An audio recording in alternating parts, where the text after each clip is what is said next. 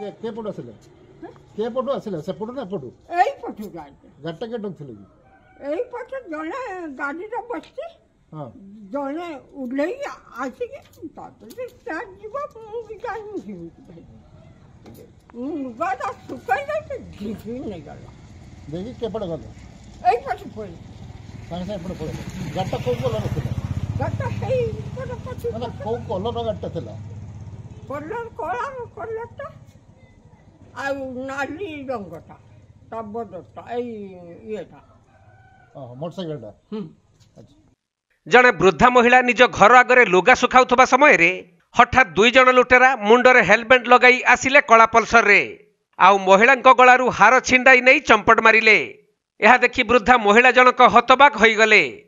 एही घटनाटी स्पष्ट दिबालुकरे घटिथिबा बेले मयूरभंज जिला ओदुला थाना ओदुला विज्ञापित अंचल परिषदर 3 नंबर वार्ड बासिंदा प्रताप महांती स्त्री प्रेमलता महांती गलारू लुटेरा माने लुटि नहीं सुनाहार कला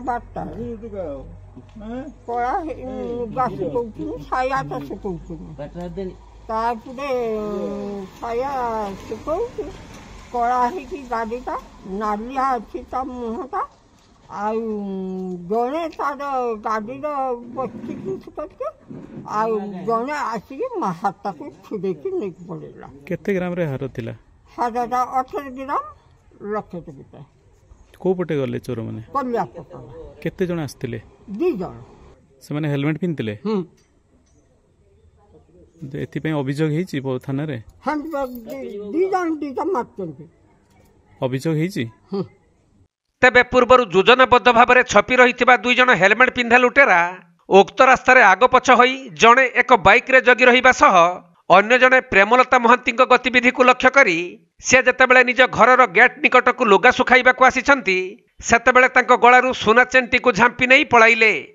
तेणु एही घटना को नहीं लुट्र शिकार होइथिबा प्रेमलता महांती ओदुला थाना रे एक लिखित अभियोग करिछंती।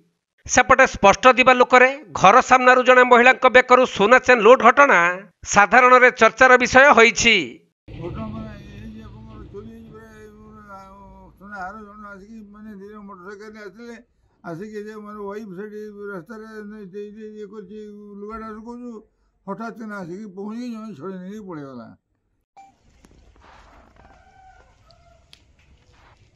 मयूरभंज जिला उदुलारू राजीव कुमार बेहेरा रिपोर्ट कोणार्क लाइव।